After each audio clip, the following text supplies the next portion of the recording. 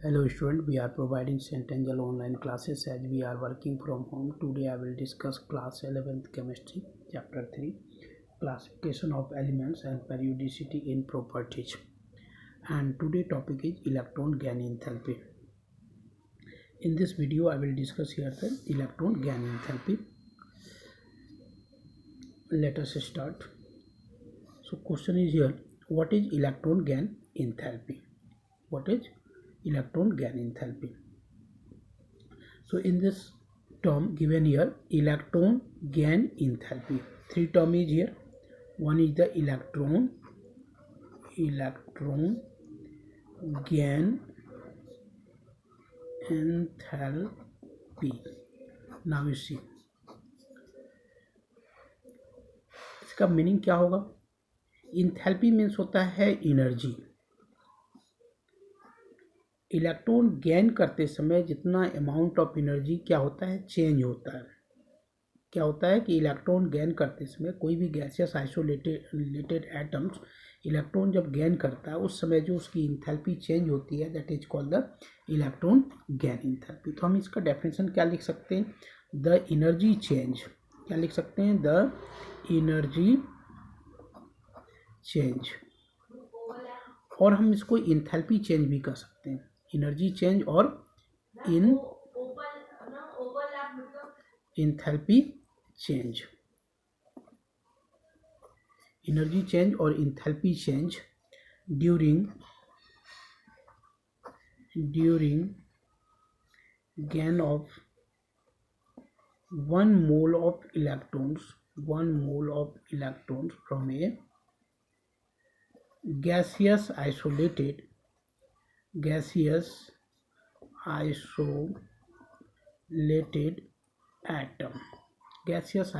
atom is called electron gain enthalpy. This is called the electron gain enthalpy.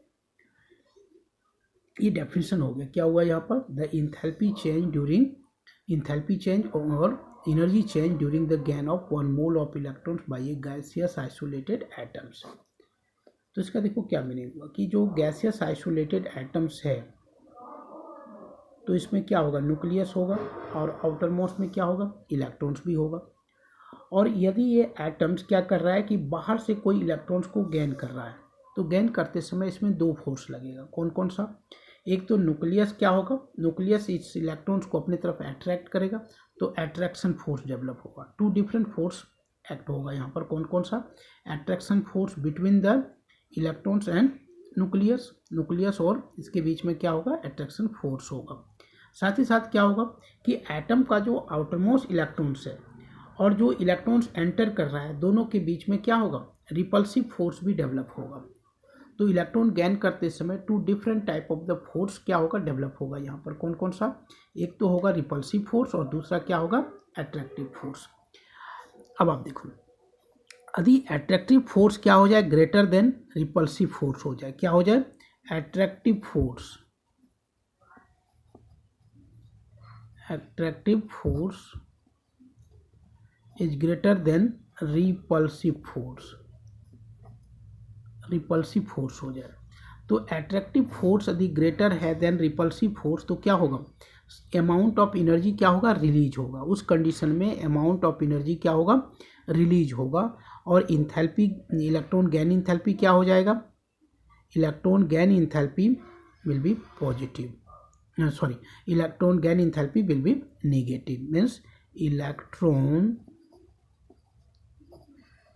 gain enthalpy will be negative. क्या हो जाएगा? Negative हो जाएगा. Means यहाँ पर क्या होगा? Amount of energy release. Negative means some amount of energy will release during the gain of electrons. Some amount. Negative का मतलब है कि एनर्जी क्या होगा? रिलीज होगा. रिलीज एनर्जी ये इंडिकेट क्या कर रहा है? रिलीज एनर्जी को. ठीक. इसका उल्टा कि यदि अट्रैक्टिव फोर्स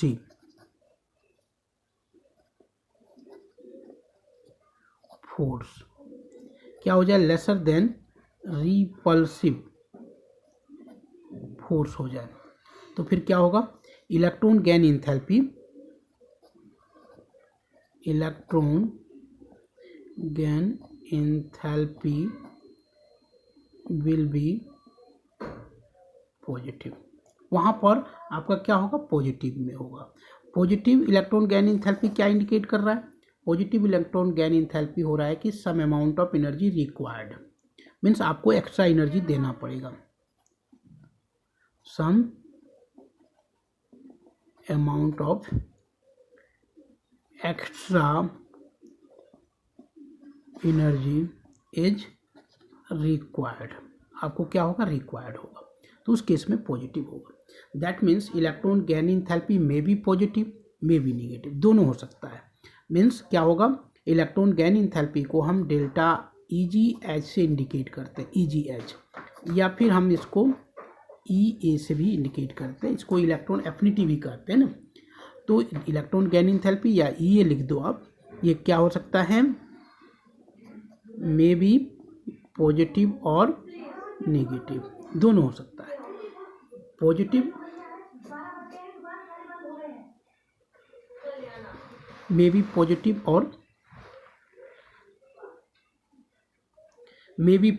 और नेगेटिव दोनों होता है। तो पॉजिटिव मीन्स यहाँ पर क्या हो गया आपका, कि कुछ एक्स्ट्रा एनर्जी आपको देना पड़ेगा। नेगेटिव मीन्स क्या हो गया, कि अमाउंट ऑफ एनर्जी क्या होगा, रिलीज होगा, दोनों होगा। इसलिए इसमें क्या होगा, इलेक्ट्रॉन गेन इंथैल्पी आपका पॉजिटिव और नेगेटिव होता है। इसलिए हम इसका डायरेक्ट डेफिनेशन ये नहीं लिख सकते हैं कि the amount of energy release, और ये भी नहीं कह सकते हैं कि अमाउंट ऑफ एनर्जी गेन। यहाँ पर क्या है कि आपको डेफिनेशन में चेंज इन एनर्जी हम रख रहे हैं, चेंज ऑफ एनर्जी इसलिए रख रहे हैं क्योंकि आपका एनर्जी इंक्रीज और डिक्रीज दोनों हो सकता है इसमें।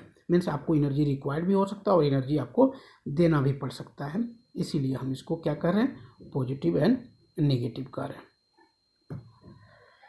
Next,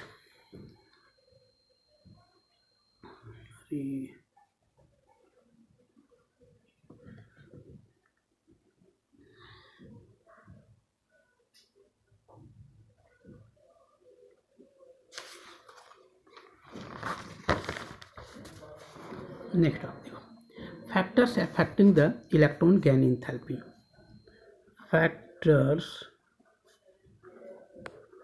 affecting electron gain enthalpy. Electron gain enthalpy को हम क्या कह सकते हैं, इलेक्ट्रॉन एफिनिटी भी कह सकते हैं, और इसको शॉर्ट फॉर्म में क्या लिखते हैं, डेल्टा EgH भी लिख दें, या फिर आप शॉर्ट फॉर्म में क्या लिख सकते हो, EA भी लिख सकते हो, इलेक्ट्रॉन एफिनिटी। कौन कौन सा फैक्टर के ऊपर डिपेंड करता है, यदि हम इसकी बात करें कि फैक्टर्स यदि देखें तो आप ये जानते हो कि ये डिपेंड करता है किसके ऊपर, एटॉमिक साइज के ऊपर, एटॉमिक साइज। एटॉमिक साइज क्या हो गया आपका, तो एटॉमिक साइज जो है ये होगा आपका कि एटॉमिक साइज जैसे जैसे बढ़ेगा तो इलेक्ट्रॉन गेन एंथैल्पी डिक्रीज करेगा, means inversely proportional to delta EgH, electron gain enthalpy. मतलब एटॉमिक साइज बढ़ता है तो इलेक्ट्रॉन गेन एंथैल्पी क्या हो रहा है, डिक्रीज हो रहा है।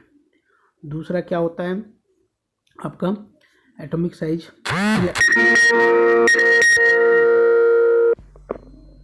क्या हो गया, एफिनिटी, इफेक्टिव न्यूक्लियर चार्ज। आप इफेक्टिव न्यूक्लियर चार्ज भी लिख सकते हो, effective nuclear charge, effective nuclear charge. तो इफेक्टिव न्यूक्लियर चार्ज जब बढ़ेगा तो क्या होगा आपका, electron affinity, electron gain enthalpy या इलेक्ट्रॉन एफिनिटी जो होगा वो डायरेक्टली प्रोपोर्शनल टू हो जाएगा, मीन्स आपका इलेक्ट्रॉन गेन इंथैल्पी बढ़ जाएगा। इफेक्टिव न्यूक्लियर चार्ज ये डायरेक्टली प्रोपोर्शनल हो गया। थर्ड यदि आप देखें तो क्या है आपका, स्क्रीनिंग इफेक्ट, या इसको हम शील्डिंग इफेक्ट भी कहते हैं, शील्डिंग इफेक्ट। शील्डिंग इफेक्ट क्या होगा, ये इन्वर्सली प्रोपोर्शनल होगा डेल्टा EgH का। शील्डिंग इफेक्ट बढ़ेगा तो आपका इलेक्ट्रॉन गेन इंथैल्पी क्या होगा, डिक्रीज हो जाएगा। नेक्स्ट आपका क्या होता है, valence electrons. Valence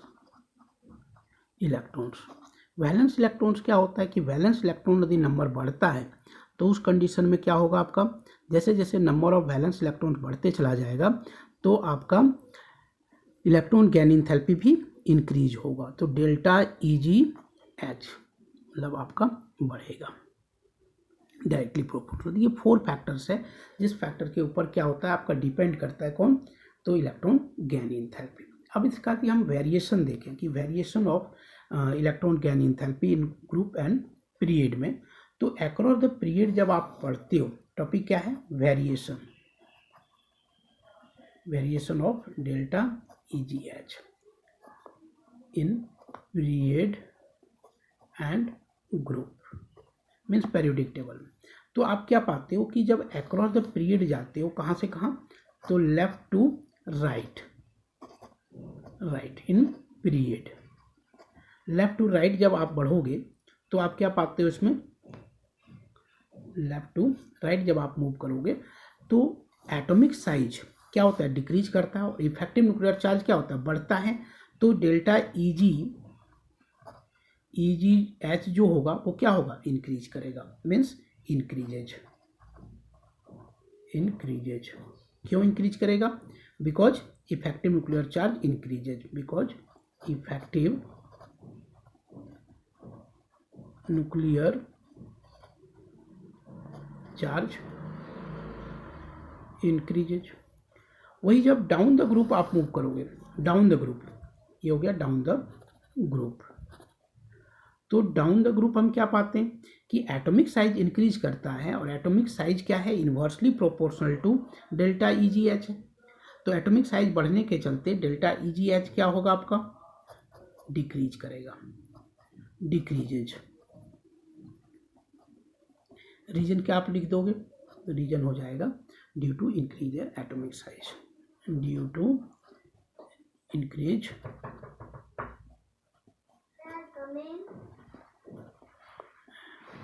atomic size.